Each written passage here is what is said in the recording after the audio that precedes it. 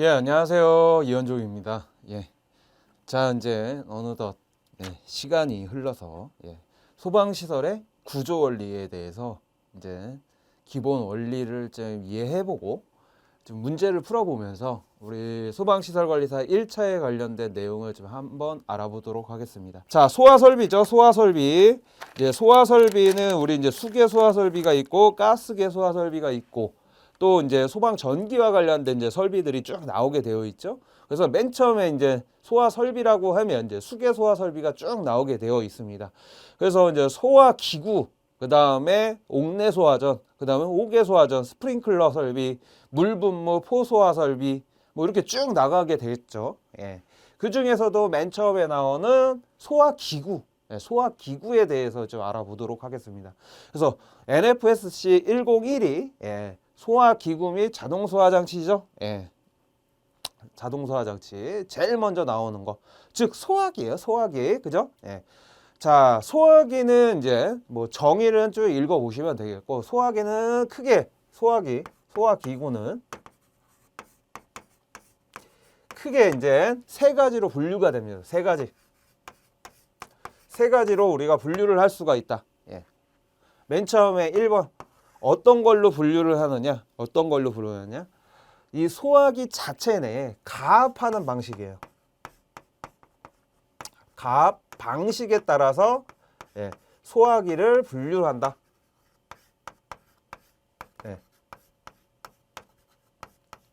어떻게 분류를 하죠? 가압 방식에 따라서 두 개로. 맨 처음에는 축압식, 가장 많이 사용되는 거죠. 축압식 소화기. 그 다음에 가압식 소화기가 있어요.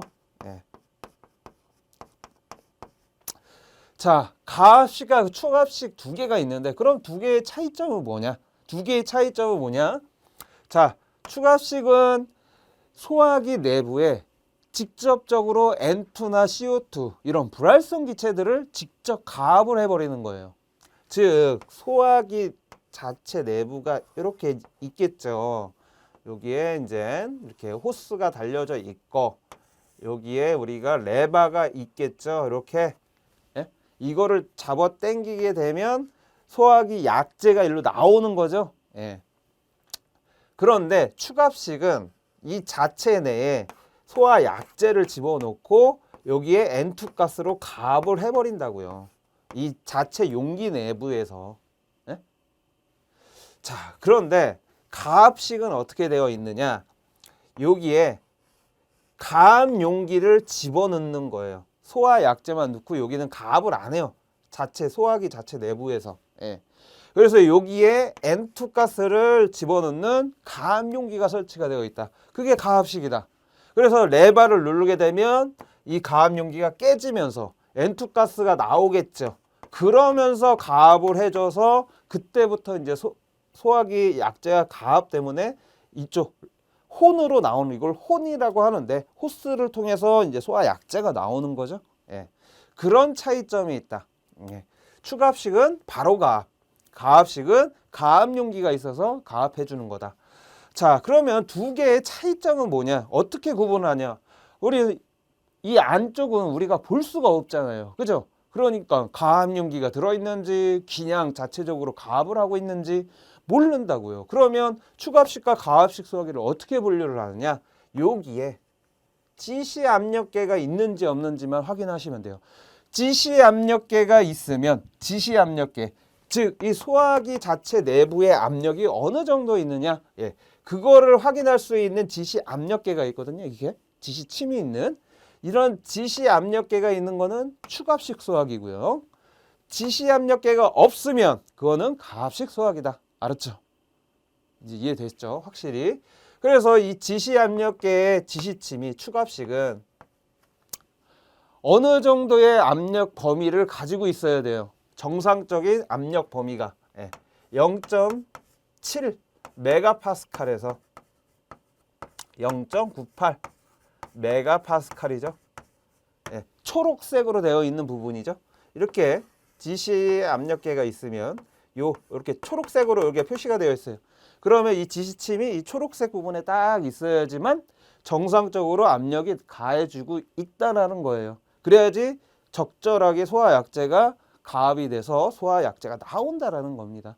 만약에 지시압력계가 요 정도나 요 정도면 과충전, 여기면 압력이 모자른다. 그러면 더 N2 가스를 넣어서 가압을 해줘가지고 맞춰줘야 된다는 거죠. 예. 그래서 요거 정상 범위에 들어오는지 우리는 점검을 해야 된다. 소화기는. 알았죠? 예. 정상 범위는 어느 정도의 압력 범위다? 0.7에서 0.98 메가파스칼이다. 알았죠? 예.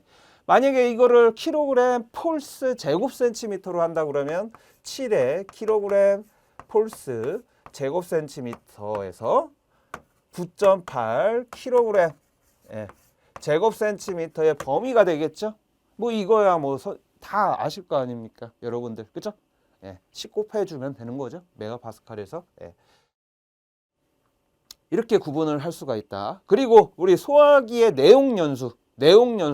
그러니까 유통기한이죠. 소화기의 유통기한은 몇 년이다? 10년이다. 이것도 좀 잘 알아두시길 바랍니다. 내용연수 10년. 예. 이렇게 가압하는 방식에 따라서 두 가지가 분류가 되고요. 예. 두 번째, 예. 또 소화기는 어떤 걸로 분류가 되느냐? 저장하는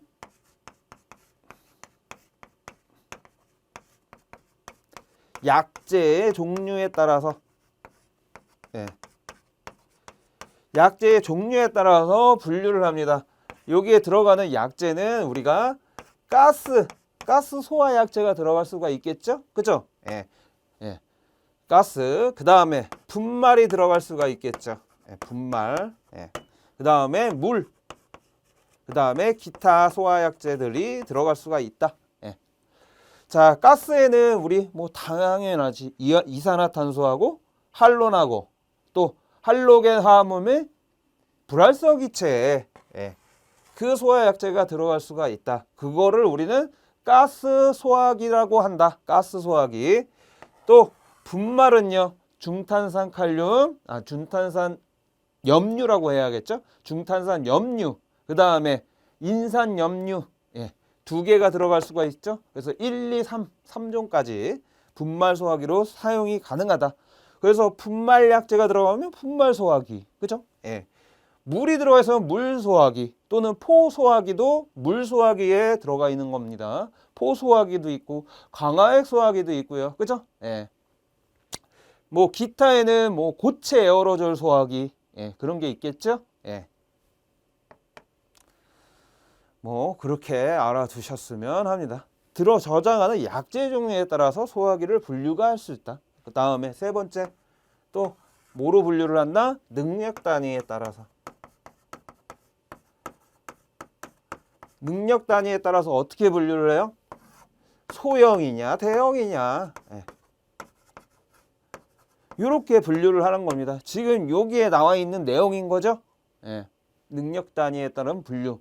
자, 능력 단위라는 건 뭐냐면 소화기 하나가 얼마만큼의 화재를 진압할 수 있냐, 예. 얼마만큼의 크기의 화재를 진압할 수 있는 능력을 갖고 있느냐, 그거를 평가한 게 능력 단위예요. 예. 그래서 우리가 일반적으로 볼 수 있는 빨간색 소화기 있죠? 우리 주변에서 많이 볼 수 있는 그 소화기는 뭐 A급 화재는 3단위를 소화할 수가 있고, 예. 그 다음에 B급은 5단위를 소화할 수가 있다. 예. 그리고 C급은 적응성이 있으면 다 가능하다라고 이렇게 적혀져 있어요. 소화기에. 우리가 일반적으로 볼 수 있는 거. 예. 그 빨간색 소화기 있잖아요. 우리 맨 다 설치되어 있는 거. 다 3, 5 적응 이렇게 적혀 있습니다. A, B, C 이렇게 동그라미 안에. 예. 한번 보시면 금방 이해되실 거고요. 그러면 이게 A급 3단이고 B급 5단이고 C급이 적응인지 요거를 어디서 평가를 하는 거냐? 한국소방산업 뭐죠? 이름 까먹었네. 한국소방 그 용인에 있는, 예, 옛날에 이제 소방공사라고 했었죠. 거기서 이제 평가를 하는 건데 이게 이제 능력 단위 시험이에요. 능력 단위 시험을 해가지고, 예, 이 소화기는 능력 단위가 얼마다 이렇게 부여를 해주는 거라고요. 예. 자, 요 능력 단위 시험에 관련된 내용은 어디에 나와 있느냐? 소화기의 형식 승인 및 제품 검사 기술 기준. 맨 마지막에 보면 별표에 나와 있어요. 예, 형식 승인 및 제품 검사 기술 기준. 맨 마지막 별표에 예, A급 능력 단위 시험, B급 능력 단위 시험, C급 능력 단위 시험, 또 K급 소화기의 능력 단위 시험에 대한 내용, 능력 단위 시험은 어떻게 하는 건지 그게 나와 있다고요. 예. 그러면 A급 소화기는 간단하게 예를 들어서 A급 소화기 능력 단위 시험, 예. 능력 단위 시험은 어떻게 하는 거냐 설명을 드릴게요. 예. 능력 단위 시험은 어떻게 하는지 간단하게 설명을 드릴게요. 간단하게. 자세한 거는 여러분들이 직접 찾아서 읽어 보시면서 암기를 해야 돼요. 예. 그것도 시험에 나올 수가 있습니다. 어디에? 2차 시험에 나올 수가 있습니다. 1차 시험은 좀 나오기 좀 그런데 2차 시험에 나올 수가 있어요. 예. 자, 어떻게 하는 거냐? A급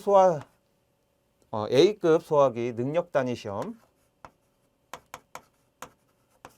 처음에 나무를 우리 옛날에 성냥개비 막 이렇게 쌓는 놀이 했었잖아요. 성냥개비로 이렇게 싸고 이렇게 싸고 이렇게 하는 거. 그래서 마찬가지로 오리나무나 건조한 소나무를 그렇게 쌉니다. 이렇게 쌓는 거 있잖아요. 이렇게 싼 거에다가 예. 두 개를 쌓아요. 하나는 좀 크게 이거를 1모형이라고 하고요. 예. 그 다음에 두 번째 모형이 있어요. 모형이 있는데 똑같이 쌌는데 요거보다 좀 작아요. 예. 요거를 2모형이라고 합니다. 예. 그림 보시면 이해되실 거예요. 성냥개비 쌓는 것처럼 쌓는다고요. 예. 그런 다음에 요게 휘발유를 버요. 휘발유를 분 다음에 불을 붙입니다. 예. 불을 붙여요. 그런 다음에 3분이 지난 후에 예, 이제 소화기로 소화를 한다고요. 만약에 내가 1모형 가지고 실험을 했다. 그러면 1모형을 5개를 이렇게 싼 거를 이렇게 일자로 이렇게 넣고서는 3m마다 넣습니다. 여기다 휘발유를 넣고 불을 지른다고요. 그런 다음에 이제 3분이 지난 다음에 어떻게 해요? 소화기로 하나하나씩 다 꺼버리는 거예요. 맨 처음에 불 지르고 3분이 지난 다음에 소화 약재를 여기다 뿌린다고요. 예. 그런 다음에 2분 후에 소화약을 다 뿌려서 이거 다 불을 껐어요. 그런 다음에 2분 후에 재발화되지 않으면 완전 소화했다라고 보는 거예요. 예. 소화기 하나가 이 5개를 다 껐다라고 보면, 그러면 그 소화기의 능력 단위는 어떻게 평가를 하느냐? 요게 1모형이라고 했잖아요. 그죠? 1모형 하나, 둘, 셋, 넷, 5개를 껐으면 5개에다가 곱하기 2를 해줘서 능력 단위를 산정합니다. 2, 5, 10단위의 소화기다 너는. 예. 5개를 껐으니까 1모형 5개를 껐으니까 너는 10단위 소화기구나. 이렇게 해주는 거라고요. 특히 뭐 A급 화재에 있어서 너 10단위야. 이렇게 결정해 주는 거라고요. 그러면 2모형을 했을 때에는 내가 만약에 1모형 3개에다가 2모형 하나를 했어요. 똑같이 불을 지른 다음에 3분 후에 불을 껐어요. 그리고 2분 후에 그러니까 재발화가 일어나지 않아서 완벽하게 소화를 했구나.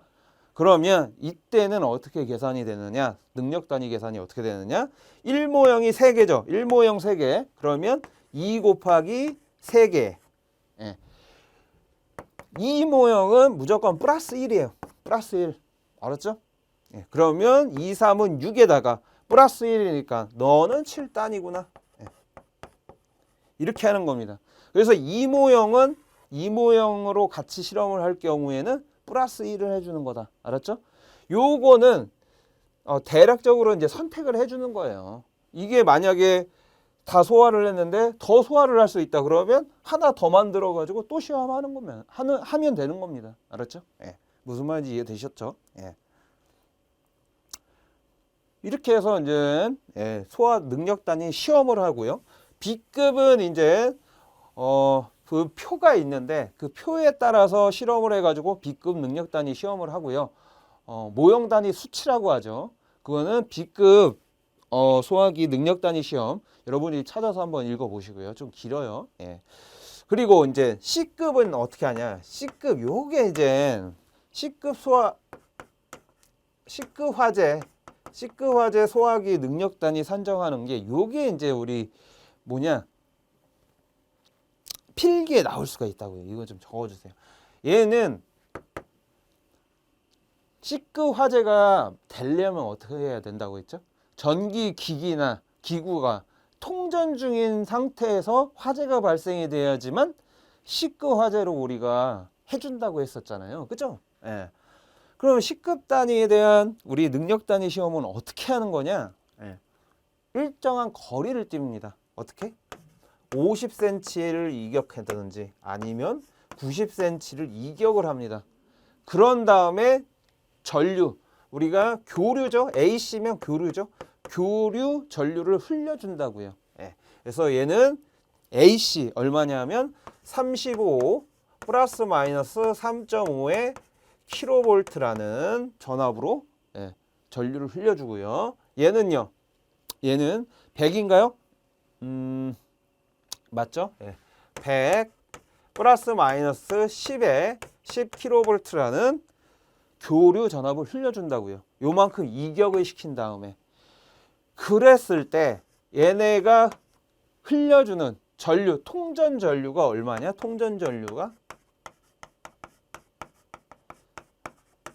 전류가 얼만큼이어야 되냐? 0.5mA 이하여야 된다라는 거. 예, 이거. 특히 요게 시험에 잘 나오겠죠? 통전 전류가 얼마라고요? 0.5mA 이하다. 알았죠? 그리고 이격거리 이거 전압 잘 알아두시고 이거 2차에도 나올 수가 있어요. 예. C급은 잘 알아두시길 바랍니다. 예. 이 숫자가 나오잖아요. 그러니까 1차 시험에 나올 수가 있다고요. 예. 이렇게 해서 분류도 해봤고 예. 능력 단위를 어떻게 산정하는지 예. 설명도 다 드렸어요. 그런데 능력 단위 이거 실험을 잘 안 하더라고요. 이 시험에 무조건 나옵니다. 이제 언젠가. 예, 관리사에서도 2차 한 번도 나온 적이 없어요. 그런데 요번에 나올 수가 있다니까요. 어렵게 나오면. 예. A급 소화기 소화시험 하는 방법에 대해서 써라. 예. 그거 암기하고 써야 된다니까요. 예. 자, 그러면 내용을 좀 보겠습니다. 자, 소화기는 뭐다? 압력을 넣어가지고 사람이 수동을 조작해서 소화하는 것을 우리는 소화기라고 하죠. 그래서 능력 단위로 분류를 하면 소형 소화기, 대형 소화기로 분류를 한다. 자, 능력 단위, 소형 소화기는 능력 단위가 1단위 이상이고 대형 소화기 능력 단위 미만인 거죠. 예. 그럼 대형 소화기는 어떻게 되는 거냐? 뭐 사람이 운반할 수 있도록 운반대와 바퀴가 설치가 되어 있고 A급은 10단위 이상, B급은 20단위 이상인 거죠. 그러면 소형 소화기는 능력 단위가 어떻게 돼요? 1에서 9죠? 대형 소화기 능력 단위 미만이라고 했잖아요. 그죠? 그러니까 9가 되겠죠. 그죠? 맞죠? 네. 자, 그리고 여기에 나와 있는 거, 요게 또 시험에 아주 잘 나오죠. 네. 필기에서 아주 시험에 잘 나옵니다, 이게. 그죠? 이게 실기에서도 나올 수가 있어요. 어떻게? 가로쳐서 나올 수가 있습니다. 네. 그래서 요거는 뭐냐 하면 대형 소화기에 소화 약제를 넣는데 얼만큼 충전을 해야 되는 거냐? 대형 소화기에 충전하는 소화 약제의 양인 거예요. 알았죠? 이걸 잘 알고 계셔야 합니다. 대형 소화기에 충전하는 소화 약제의 양. 그래서 암기하는 방법. 포강물 분할이 268-235 계속 이거를 중얼중얼 계속 암기를 해야 됩니다. 특히 포강물은 리터고 분말 할론, CO2 이렇게 가스계는 킬로그램이다라는 거 꼭 알아두세요. 이거 알았죠? 단위까지 정확하게 써야 되는 거니까. 예. 포강물 분할이 235, 268-235 꼭 암기해 주세요. 알았죠? 예. 자, 그 다음에 소화기구에는 소화기, 간이소화용구, 자동확산 소화기 세 가지로 분류가 되는데 간이소화용구에는 에어로졸식 소화용구가 있고요.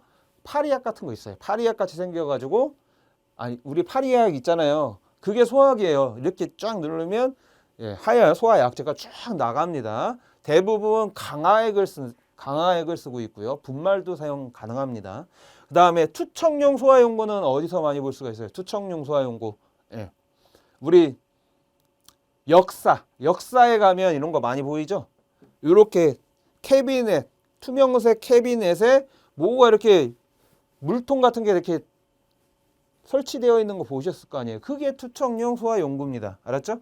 그리고 소공간용 소화용구가 이게 새로 들어왔어요. 이게 새로 들어왔다. 그러니까 당연히 물어볼 수가 있겠죠. 필기에서. 어떻게? 다음 중 간이 소화용구가 아닌 것은? 이렇게 물어볼 수 있잖아요. 그죠? 그래서 소공간용 소화용구가 새로 들어왔다. 요거는 어디 사용되는 거냐 하면 피트 공간. 예. 피트 공간. 우리 전선구, 전력구를 수직으로 설치하기 위해서 만든 공간이 있잖아요. 예. 그걸 우리가 피트 공간이라고 하는데 그런 데서 화재가 나면 어떻게 되겠어요? 불 못 끄잖아요. 그래서 소공간용 소화용구를 거기다 설치를 해라.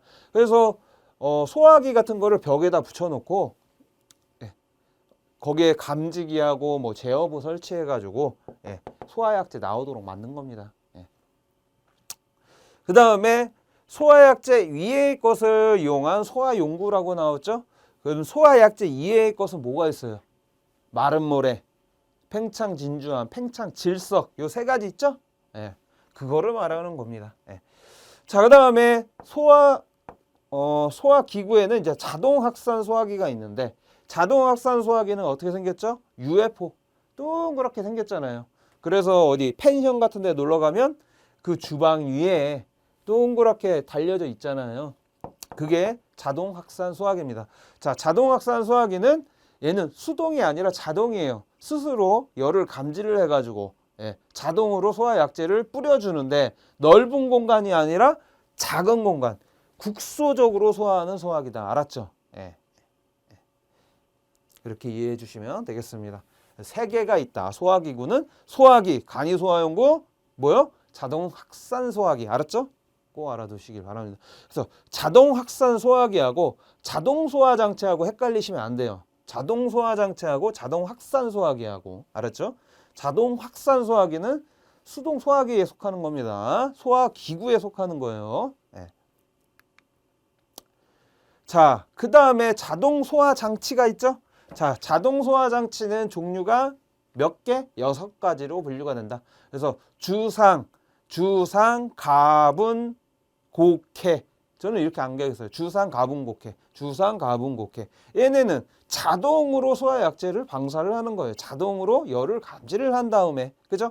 그래서 주거용 주방, 자동 소화장치가 있죠? 요거는 여러분들 아파트 같은데 다 설치되어 있잖아요, 이거. 예. 다 설치되어 있잖아요, 이거. 예. 그래서 이제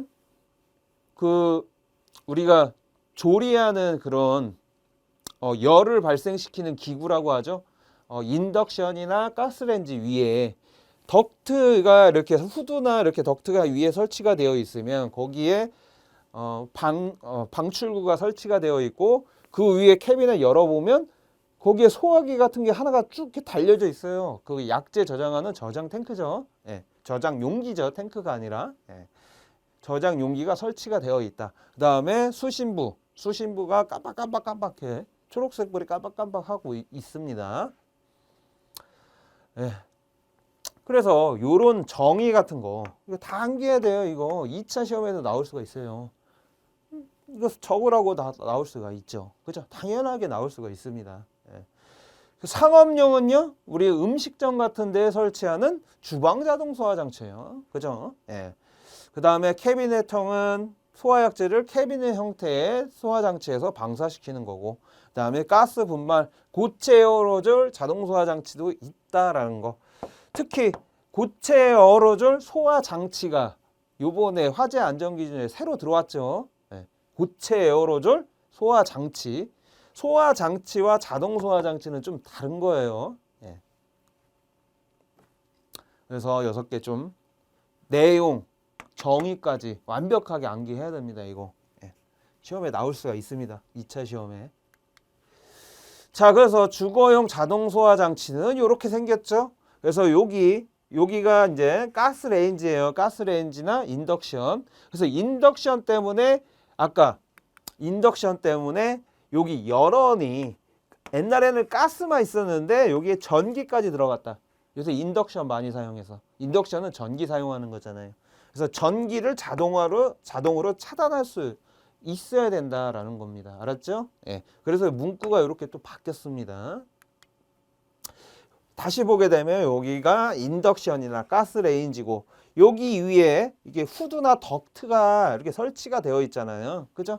그래서 우리 이렇게 보게 되면 이렇게 가스레인지 위에 이렇게 후드나 덕트가 설치가 되어 있는데 요게 청소부예요. 그래서 방출구를 여기다가 설치하지 말라라는 겁니다. 알았죠? 이게 청소 부분이에요. 청소 부분. 나중에 이따가 정의 나오는데 청소 부분에 설치하지 말라고 나와 있어요. 요거를 청소 부분으로 보는 거예요. 그릴, 덕트 그릴을. 그래서 이 방출구를 여기에 설치하지 말고 여기다 이렇게 설치를 해라. 이런 얘기입니다. 알았죠? 예. 그리고 캐빈에 딱 열어보면 이런 거 하나 설치가 되어 있죠? 이게 약재 저장 용기고요. 자, 요거는 여기 옆에 수신부에 다 연결이 되어 있습니다. 알았죠? 수신부하고 연결이 되어 있고 그 다음에 감지할 수 있는 감지부가 있겠죠? 예. 그 다음에 여기에 감지부가 설치되어 있죠. 온도 센서라고. 감지부, 방출구, 수신부, 그 다음에 약재 저장 용기, 그 다음에 요거는 가스 누설 탐지기예요. 가스 누설 탐지기. 그죠? 위에 설치되어 있으니까 LNG가 되겠죠. LNG를 검출하는 거. 왜냐? LNG는 공기보다 가볍기 때문에. 그죠? 밑에 설치되어 있으면 LPG가 되겠죠? 사용하는 가스가. 예. 그 다음에 여기에 가스를 차단할 수 있는 밸브가 설치가 되어 있고요. 차단 장치가 설치가 되어 있다라는 거. 예. 이렇게 구성이 되어 있고요.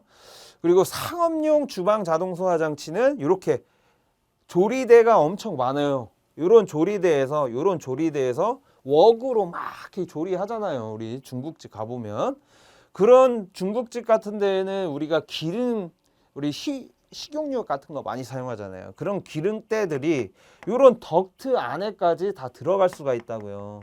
예. 그래서 이런 덕트 안에서 화재가 엄청나게 발생 많이 합니다. 알았죠? 엄청나게 발생이 되는데 만약에 여러분들이 건물주다. 예.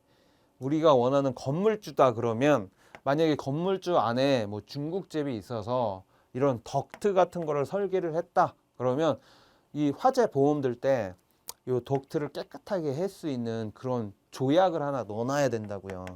왜냐? 불 나면 무조건 이 덕트에서 불 나는 거예요. 그리고 이 덕트에서 불이 나면요. 다른 데서 이동하기가 쉬워요. 화재 확산이 다른 곳으로 확대될 수가 있다고요.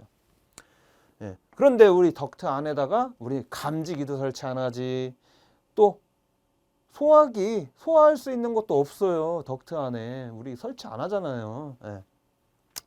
그런데 그나마 우리가 할 수 있는 방법은 이 상업용 주방 자동 소화 장치를 덕트 안까지 설치해라 뭐는 설치 기준이 있죠. 예. 그거로 이용을 할 수가 있는데 좀 사용하기가 좀 까다롭다라는 거. 예. 하여튼 그런데 설치하는 거다. 예. 그리고 자동 확산 소화기는 이렇게 동그란 이 UFO 많이 보셨죠? 요거. 예. 요게 자동 확산 소화기다라는 거 꼭 알아두십시오. 알았죠? 예.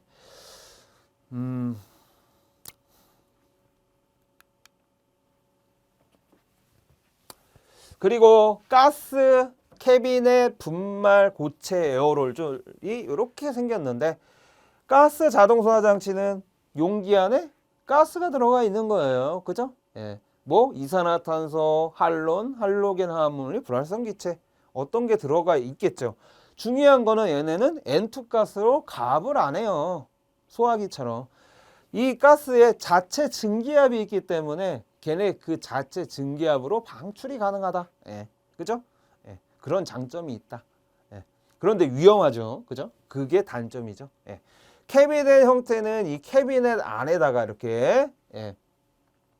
용기, 약재 저장 용기를 설치를 하고 여기에 이렇게 분사하고 있는 이렇게 뭐 장치가 있어요. 방출구가 설치가 되어 있어요.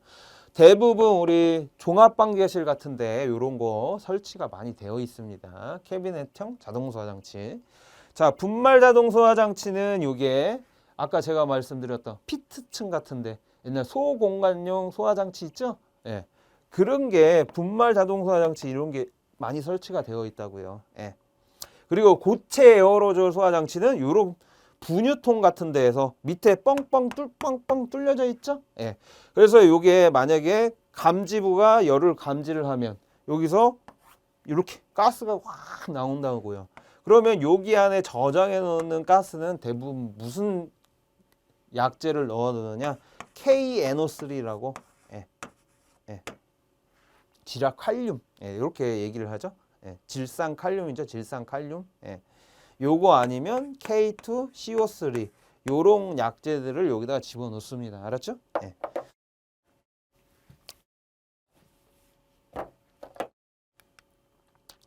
자, 그러면 소화기구의 설치 기준을 간단하게 보겠습니다. 자, 소형 소화기는 보행거리 얼마? 20, 대형은 30이죠? 예, 30 이하라는 거. 그래서 이따가 능력 단위에 따른 소화기의 개수를 구하는데 그 개수를 각 층마다 설치를 한 다음에 요 보행거리에 맞게 추가해서 설치를 해야 되는 거죠. 예. 그래서 보행거리하고 우리 수평거리 요거 차이점을 잘 알고 계셔야겠죠? 자, 보행거리는 직접 걸어간 길이에요. 벽을 뚫지 못해요. 뭐라고요? 벽을 뚫지 못한다. 벽을 뚫지 못하고요. 수평거리는 벽을 뚫은 이 반원을 그려서 요 거리. 예. 내가 여기다 만약에 설치를 했다. 예. 반원을 딱 그려버리는 거예요. 여기 벽이 있던 말던 상관없이. 예. 요게 수평거리고요. 알았죠? 예. 만약에 평면도를 딱 그리는데 이렇게 구획이 되어 있다. 여기 복도고요. 여기 이렇게 구획이 되어 있다. 그러면 내가 만약에 여기다가 뭘 설치를 했다. 예. 그러면 보행거리 얘는 여기는 30m. 이렇게밖에 걸어갈 수가 없잖아요. 이렇게 걸어갈 수도 없고. 왜냐 여기 벽이니까. 여기서 해서 여기까지 이렇게 걸어갈 수밖에 없는 거리. 요거를 보행거리라고 하는 거고요. 자, 만약에 여기다 설치 수평거리는 이렇게 벽을 뚫어버릴 수 있는 거리예요. 보행거리는 이렇게 되는데, 그죠? 요렇게 걸어가야 돼. 여기다 설치를 했다 그러면 요렇게 걸어가야지 이게 보행거리고요. 수평거리는 그냥 직선 때려버리는 겁니다. 이렇게 원을 그려서. 알았죠? 예. 수평거리 개념은 벽을 뚫을 수 있는 반원을 그려서 벽을 뚫을 수 있는 반지름이고, 보행거리는 직접 걸어가야 되는 거리라고 생각하시면 된다고요. 됐죠? 예. 그런데 소화기는 보행거리의 수평거리예요. 보행거리다라는 거예요. 잘 보행거리다. 걸어가야 되는 거리다. 벽을 뚫지 못한다. 예. 자, 그리고 소화기는 높이가 얼만큼? 1.5m 이하 높이에 설치해라. 1.5m 이하. 바닥에 넣어도 된다는 거예요. 왜냐? 최하 기준이 없잖아요. 뭐 0.5m 이상? 1.5m 이하가 아니라 그냥 1.5m 이하죠. 그러니까 바닥에 넣어도 상관이 없다라는 겁니다. 법 기준에 벗어나지 않아요. 그죠? 예. 자, 그리고 각종 표시를 해라. 뭐 이런 거 나오죠. 예. 그 다음에 요 사이에 추가적으로 빠진 게 있는데 뭐죠? 각 층에 2개 이상의 실로 구획이 되어 있다면 그 구획된 실의 면적이 33제곱미터 이상이 되면 그 구획된 실에 소화기를 추가해서 설치를 해라. 이런 내용이 하나가 있죠. 예, 그것도 여러분들이 찾아서 한번 적어 보시길 부탁드리겠습니다. 33제곱미터 이상으로 구획이 되어 있으면 그 구획된 곳에 추가적으로 소화기를 설치를 해야 된다라는 내용입니다. 알았죠? 예. 자, 그 다음에 자동 소화 장치 설치 기준이 나오는데 요거는 다음 시간에 할 수 있도록 하겠습니다. 알았죠? 예. 자, 그리고 소화기는 무조건 각 층마다 하나씩 무조건 설치를 해야 되는 겁니다. 알았죠? 특히 소화기는 어느 장소에 설치할 수가 있죠? 연면적 33제곱미터 이상인 곳, 그 다음에 지정문화재, 그 다음에 가스시설 이런 곳에 설치를 할 수 있는 거죠. 예. 그거 잘 알아두시고요. 그 다음에 각 층마다 설치를 해야 된다라는 거. 예. 그런 다음에 우리가 능력 단위에 따른 소화기 개수를 구한 다음에 보행거리에 따라서 추가적으로 소화기를 각 층마다 설치를 하는 거다. 그리고 또 뒤에 나오는데 만약에 그 층에 부속 용도별로 부속 용도가 있다. 각 그 층에 영업실 사무실인데 우리 사무실 가끔씩 우리 커피 타 먹고 그런 탕비실이 하나 있잖아요. 탕비실. 예. 요런 거를 우리는 부속 용도라고 하는 거예요. 사무실은요. 사무실 자체는 무슨 용도입니까? 우리 소방에서는 업무시설이었잖아요. 업무시설. 업무시설인데 이 업무시설 안에 들어가 있는 부속 용도가 탕비실이다라는 거예요. 알았죠? 예. 그러면 이 탕비실, 이 부속 용도는 추가로 소화기를 추가적으로 또 설치를 해야 된다라는 거예요. 그러면 소화기 개수 어떻게 계산을 하는 거냐? 업무시설 면면적에 대한 업무시설의 연면적이 뭐 1000이다라고 하면 그 1000제곱미터 안에 이 탕비실이 들어가져 있는 거잖아요. 그죠? 그러면 그 1000제곱미터에 따른 능력 단위를 구해서 소화기 개수를 구합니다. 예. 그런 다음에 보행거리에 맞게 소화기를 배치를 하고요. 예. 그런 다음에 추가적으로 이 부속실에 대한 소화기 개수를 구한 다음에 추가로 이 탕비실에 소화기를 넣어줘야 된다라는 얘기입니다. 알았죠? 먼저 업무시설을 주용도니까 업무시설에 대한 소화기를 구한 다음에 추가적으로 이 탕비실에 대해 추가로 넣어준다라는 겁니다. 이거 구분 잘 하셔야 됩니다. 알았죠? 예. 자, 여기까지 소화기 뭐 배치하는 것까지 좀 알아봤고요. 다음 시간에는 이제 자동 소화 장치에 대한 설치 기준에 대해서 좀 알아보도록 하겠습니다.